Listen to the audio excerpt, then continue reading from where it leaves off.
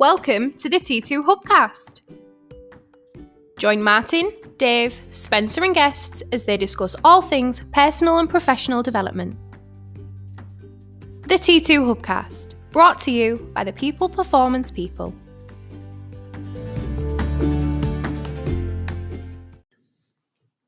So welcome to another T2 hubcast with me, Martin Johnson, and Dave Pendleton. Dave Pendleton, senior consultant. So, yes, we want to jump back on. We want to record a podcast around customer experience. Is that right, Dave? Yes, absolutely. He's looking at me thinking, we haven't even planned this, have we? Well, we don't. We don't on Hubcast. That's the beauty about it. We see where it goes. We deliver innovative content as it happens, as it arises in our brain. But one of the things Dave and I have been working on is with a customer is customer experience. Now, the first thing I'm going to mention on this, because of course we do a lot on customer service. A lot of organizations deliver training on customer service, frontline customer service and general customer service ambassadors in the organization or anybody who touches the customer. But when we take a step back and we look at customer experience, Dave, it's a bit more of a strategic agenda, if you like. It's more organizational than just customer service. Would you agree? And I think that's the first myth we've got to sort of debunk. We've got to explain what we mean by customer experience. Absolutely, yeah. I think that the major difference between customer service and customer experience, as you say, is strategic, because customer experience is something that touches a business from end to end in every department through every person. Yeah. You know, one of my favorite sayings is that customer service is an attitude, not a department. Absolutely. And I think that every single opportunity that the customer has to touch a business, even if they dial the wrong number and get through to the wrong department and end up speaking to somebody who they didn't mean to speak to, that person has a responsibility to deliver a world-class customer experience rather than just customer service. Absolutely. And that's from a people perspective as well, but also what touches customer experience, what gives your customers their experience of your brand and organization, reaches outside of people. So you've got the actual products, and we're going to go through it in this podcast. Yeah. You've got the products and service, you've got the technology side, you've got everything that contributes to your ability as an organization to deliver a great experience to the customer. Yeah. So even things like delivery and logistics. You know, how fast is my product reaching the customer? Lead times, lead times, etc. So when we talk about customer experience, then we're talking around an organizational strategic level initiative of the overall experience that our customers have with our brand, our people, and our organization, our products and services. Yes, customer service is an element of that, but customer experience is the whole thing. So what we're going to do on this hubcast is we're going to talk through our 4 pillars of customer experience. We've created a model here at Trans2 when we work with our customers where we get them thinking organizationally of the 4 contributing pillars towards customer experience at an organizational level. Right. So we're going to talk through these and what we want the listeners to do, whether you're a leader within the business or whether you're a leader within customer service and experience. We're going to get you to think about these 4 pillars and which ones you think you've got covered off or that you're working on, and which ones may present an opportunity for you if you're going to deliver better customer experience. So number 1, Dave, let's start with the first pillar of customer experience: people. Right? Absolutely. And of course it's people. But what we mean by this is we split it into 2 branches, don't we? There is your talent, your customer service talent, your on-the-ground talent who are dealing with customers, your branch staff, your engineers in the field, whoever it is, it's your talent who are engaging with customers every day. But then you've also got leadership. So the leaders within the business who are responsible for setting the tone, setting the values and the behaviors and the methodologies that drive the customer experience. So from a talent perspective, we need the right people with the right skills, traits, knowledge, process, etc. But from a leadership perspective, we need them to be casting that cultural shadow from the top of the experience we want to deliver to our customers. And where we've got the leaders and the workforce and the talent all thinking in the same way, that delivers fantastic customer experience. It sure does. Would you add anything else to that? Well, I think people is as you say, is the absolute key to the whole thing. at every single stage of process, be it IT, be it delivery, be it logistics or whatever else, there is a people aspect to every single element. Yeah. I think one of the biggest, I guess, discussions that I probably have with leaders of service in some way or another, sometimes during a customer service training course, or sometimes at the end and afterwards, is that they absolutely hold their hand up and say, "Do you know what? I've got some of the wrong people." Yeah. And this day has really highlighted where the shortfalls are in not necessarily people's experience, because people can be really, really experienced and tenured in elements of the delivery of a customer experience, or indeed customer service itself as an element, but they just lose the will to care. Yes. And that's a massive difference. And you said earlier, didn't you? Customer service is not a department; it's an attitude, and attitudes come from human beings. So we need the right like-minded people who have the right behaviors and traits to serve the customer, to, who display some of the natural traits and characteristics, which leads me to signpost something at this point in the Hubcast. On the T2 Hub, if you go to the productivity tool section, we have a customer service competency framework that you can use. It's available for Hub members to use as part of the package. But in there, Dave and I did a piece on this where we identified the 16 universal competencies of great customer service people, and what are the trait skills that these people possess, and what is the knowledge that they possess, and what processes do they carry out without fail every time. So from a skills, traits, knowledge and process perspective, the 16 universal competencies within those 4 categories that we observe in great customer centric people, if that makes sense. And so I'd urge you to go and have a look at that, because it gives you a toolkit and a model to be able to start looking at your people in your organization and measuring them and assessing them against the 16 competencies. So I'd implore you to do that. But just in summary, on this first point, the 4 pillars to great customer experience, the number 1 we've just highlighted there is people, both leaders within the business who live and breathe and lead by example and cast a shadow, but your talent or anybody who is regarded as a customer service ambassador on the floor, who engages with the customer, they carry the right skills, traits and behaviors. And that creates that attitude you're talking around. Yeah, and if you want to identify what they are, have a look at the 16 competencies within the toolkit. Sure. Right. Pillar 2, in terms of what delivers customer experience, what delivers or what makes up your overall customer's experience of your brand and your organization and your products and services. Well, it's process. So as well as having great people, you need to have very, very simplistic, efficient and effective processes that allow your people to deal with customers and to deliver to customers in an effective way. And we always break process down, Dave, don't we, to reactive and proactive. Yeah, we do. Yeah. And again, I think from years of dealing with customer service people, I always ask the question during training days, does your process and do your processes, both humanistic and IT technology-based processes, do they support you being a customer-centric deliverer of service? And more than often, the reaction is either not or not as much as we'd like. Yeah. And that's where we've split reactive and proactive, because what we do find is even those companies who are doing it well, it's only from a reactive perspective. Yeah, absolutely. Yeah. And don't get me wrong, reactive customer service. So your ability, so let me define that just so I'm not taking anything for granted with any listeners. Reactive customer service is your ability to respond to a customer and either review or resolve something, or provide information or whatever it might be. But what it is, it's driven by your customer and reacted to by you, the people or the organization. 100%. Now, most organizations are set up in customer service centers and in, account management structures to respond to the customer and not vice versa. So their whole processes are built around doing that, which, again, they're not all great, but the ones who do get that right are still only doing half the job, in our opinion. What we also want to think about and challenge you is, if you want to deliver great customer experience on the whole, you need to get proactive. And that's not just responding and reviewing and resolving.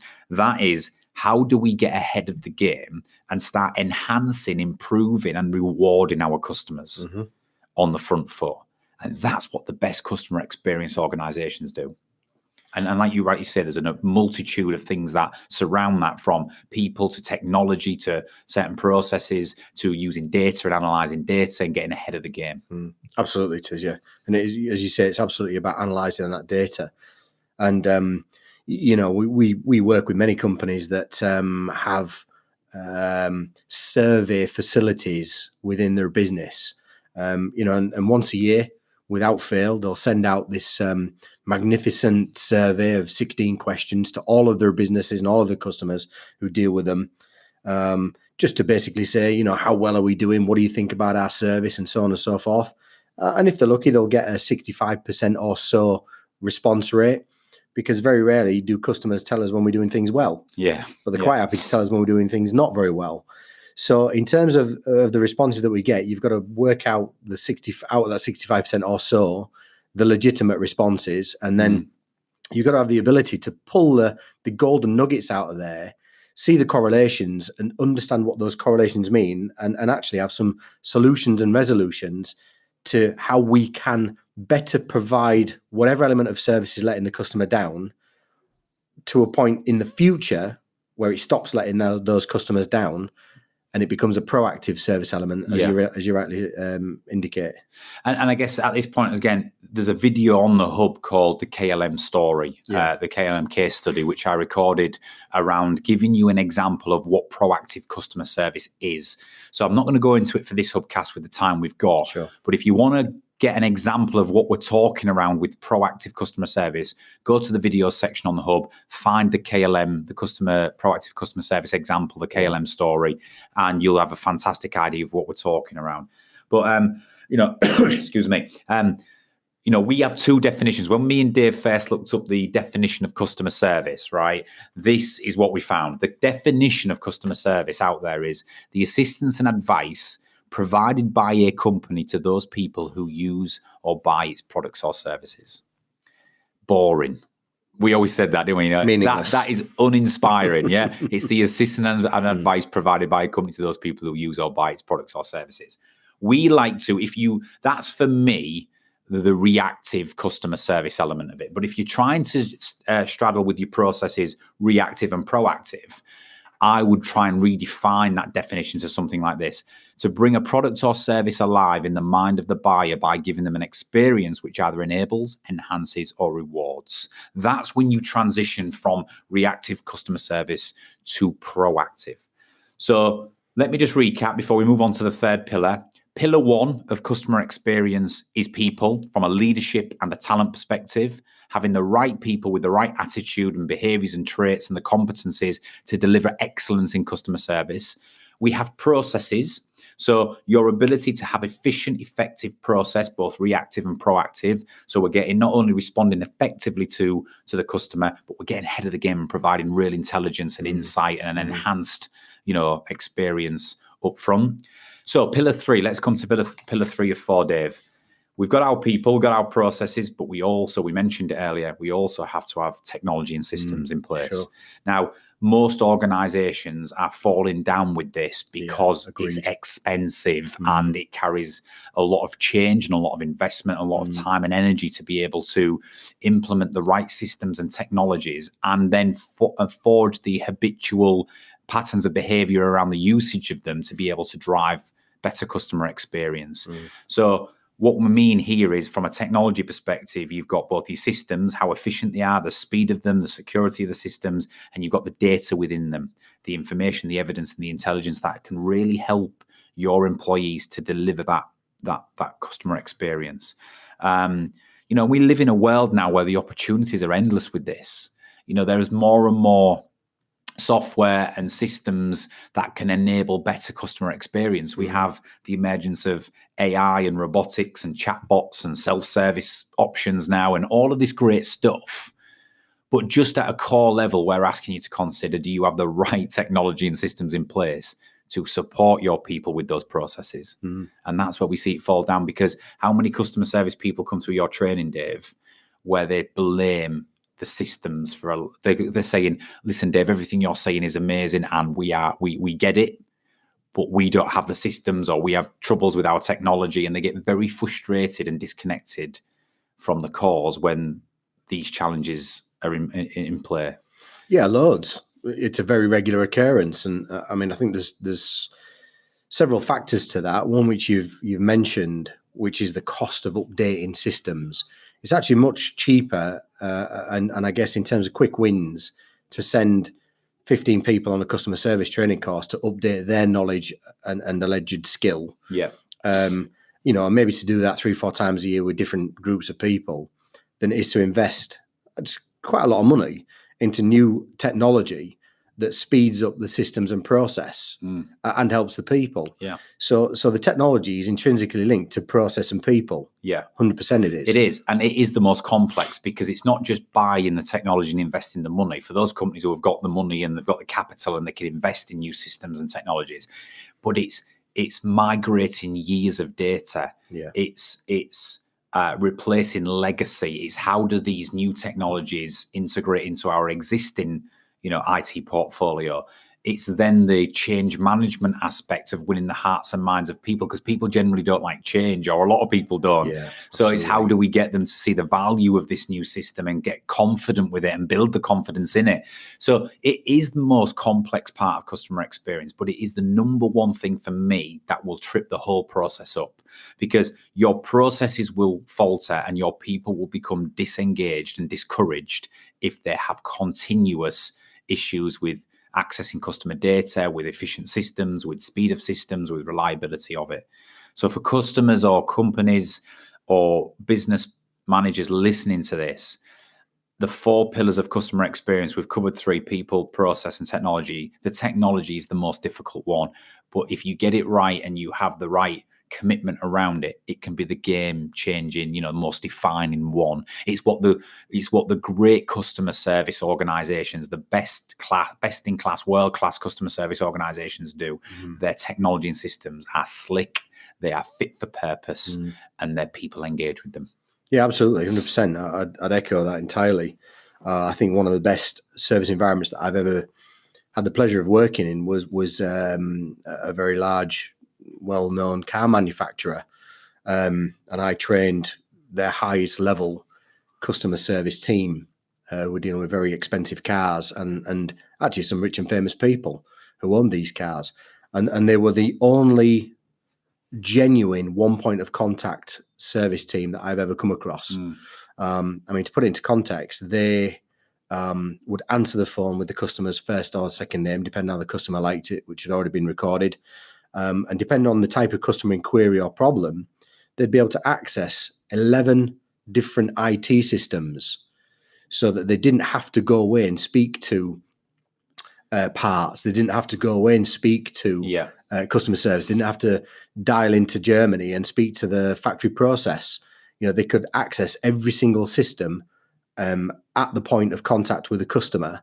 So they could update the customer, they could make things happen. They had ultimate resolution powers.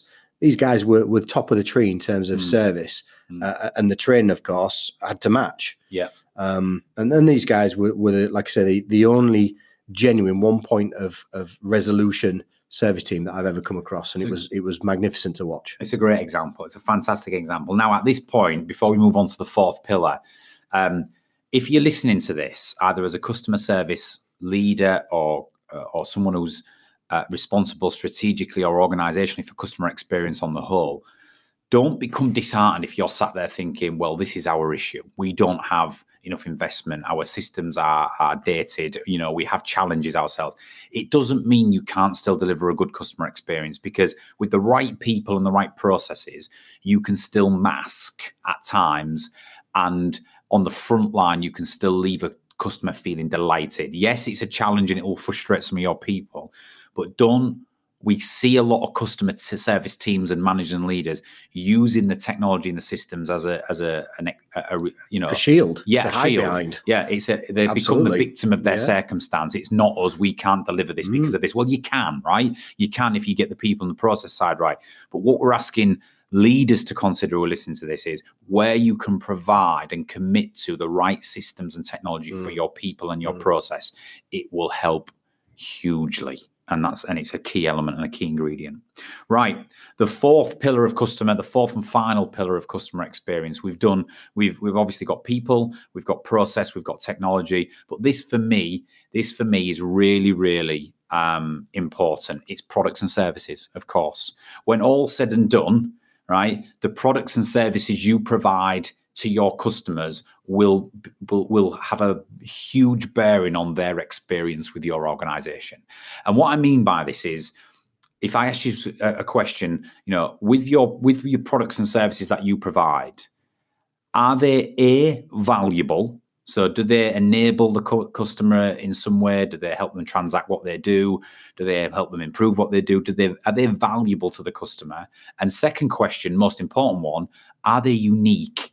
i.e. do they offer differentiation and they cannot procure them elsewhere, right? And the reason why that's important is because if you have a product or service which is valuable, then you're halfway there. Absolutely. You'll still have a market. But if you have a product or service which is genuinely different and unique, i.e. they will struggle to procure it elsewhere, then their customer experience by default of that will be greater. And I always think of examples around people who changed marketplaces. Apple, the first devices to the market, when people could transition from 20 songs on a Walkman to 1,000 songs in your pocket, they couldn't procure that elsewhere. And that is when you get a fantastic customer experience. So products and services, world-class products and services that are either of value and unique, or one of the two, hopefully both, right? That's what's going to add to it. So continuous products and service innovation and development for organizations is key in delivering customer experience. Because if your people are great and your processes are sound and you have the best technology on the planet, if your products and services are uninspiring, or I can procure them a million places elsewhere, you're going to struggle. It's not impossible. Because let's take the insurance industry, for example, Dave. I can buy my insurance from a million different, insurance companies. Yep. So the products and service isn't going to overly give me the customer experience. What's going to give me the customer experience with insurance companies is the people, the process, and the technology. So it still can be done, but if you're in a transactional industry, the other three have got to be watertight. But if you're in an organization where your product or service has differentiation, right, I'm not saying you can get away with the others being loose, but it certainly helps. What's your take on it? Yeah, absolutely. I think the ability to refresh products, to change your offering, to keep up to date or certainly in front of trends and fashion and all the rest of it is absolutely part of the customer experience. I mean, who's going to go back to a business and buy something that bought exactly the same of 10 years ago? Yeah. Well, no one. Yeah, absolutely. So you go elsewhere. Yeah, absolutely. And when you build trust with a product or with a brand, you tend to go there again, even if you have a little bit of a shaky experience with an advisor on the phone or a clunky return policy experience or whatever it might be. You tend to stay faithful if the product or service is something you fall in love with. So, for example, I've been an Apple phone customer since the iPhone 2 first emerged. I mean, what's that, 12 years ago now? Probably, or something? Yeah. I've owned a couple of different phones in between, maybe a Sony Ericsson here and there, but I've always gone back to Apple, and I certainly have had Apple phones continuously for about 8 years. And the point I'm trying to make is I've never spoken to a customer service operative from Apple in any of those 8 to 12 years, and not once. And that's because they get their processes and their technology and everything right. And the product is robust and of quality. And, I can't remember the last time I had a problem with an Apple device. So you're absolutely right. And if I was to summarize this point for anybody listening, are you in a transactional industry, like an insurance industry, like recruitment, right? Like a law firm, where technically, I know you would have many forms of differentiation, but technically I can procure your products or services in many different places. If the answer to that is yes, then you've got to continuously innovate your product or service portfolio to try and create some differentiation, or you've got to be absolutely watertight on people, process, and technology to give that better service side of the experience. If you're in an industry where you can categorically hang your hat on something and say, no, we have products and services that are valuable, but they are genuinely unique, they can't be procured anywhere else or very, very few other places, then you have advantage and you'll be able to deliver customer experience by the sheer nature of your product or service. Just do not become complacent on the people, process, and technology. So in summary, to finish this podcast, and if Dave's got any final points on customer experience, I'll get him to chime in a second. We at Trans2 believe that customer experience is definitely different to customer service. In fact, customer experience is the organizational and strategic part of what gives your customer their total experience of your brand and your organization. This, for me, has 4 pillars, or for us has 4 pillars. It comes down to how good your people are from a leadership perspective and from anybody who touches the customer as a customer service ambassador, your talent. You know, what competencies do they have? What behaviors and traits do they possess? Have they got the right attitude? Do they lead with customer experience every time? Second pillar is process, both reactive and proactive. How robust are your processes? How efficient are they in reacting to customers, but getting on that front foot and providing an enhanced proactive experience? Technology and systems is pillar 3.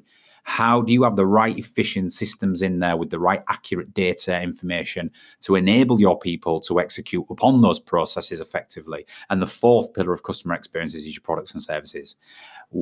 How well do they delight the customers? Do they wow the customers? Do they offer differentiation and create that loyalty that people, you know, genuinely want to have with a brand or with a provider or product or service? And for me, they're the 4 pillars, and you've got to look at them. You've got to reflect on them. Where today in your organization, if you to score all 4 pillars out of 5 being excellent, 1 being poor, 3 being average, where would you stack up, and where are your areas of opportunity to increase and enhance customer experience today? Dave, would you finish with anything else? Yeah, sure, absolutely. As we mentioned all the way through, the 4 pillars are intrinsically linked. But for me, from my experience of dealing with this stuff regularly, for me, it's all about the people. Because as you mentioned, you know, if the processes aren't fantastic and the technology is a little bit old and clunky, you know, even the products and services don't change very often. If you've got a bunch of really, really great world-class service deliverers ready to take calls when something falls over, they will retain customers for you. Yeah. And the rest can be patched up and the rest can be dealt with. But if you've got low-skilled, low-energy, non-passionate service people, you're going to lose customers hand over fist. So for me, the most valuable of all those pillars is without question the people. Yeah, it's a great point, Dave. And, you know, it's probably why customer service training is one of our most popular areas. You know, we're inundated with, you know, working with customer service teams on just managing their own emotions, handling objections, you know, turning a disgruntled customer into a satisfied or even motivated one. And that is an art. And when all said and done, if on our reactive front line, we excel in that, then it buys us time to fix the rest, I think is what you're saying. If Absolutely you've got a really great customer service function from a reactive perspective, you'll retain customers, you'll delight customers, you'll resolve situations, and it buys you time to do the technology piece, the product and service innovation, et cetera, et cetera. That's right, 100%, yeah. Awesome. Well, we'll finish on that because I think that's a great point. Dave, thank you very much. My pleasure. Enjoyed that. That was a hubcast on customer experience. And yes, stay tuned. We'll be back shortly, and I'm sure we'll build upon everything we've just said. So, yeah, see you soon. Thanks, Dave.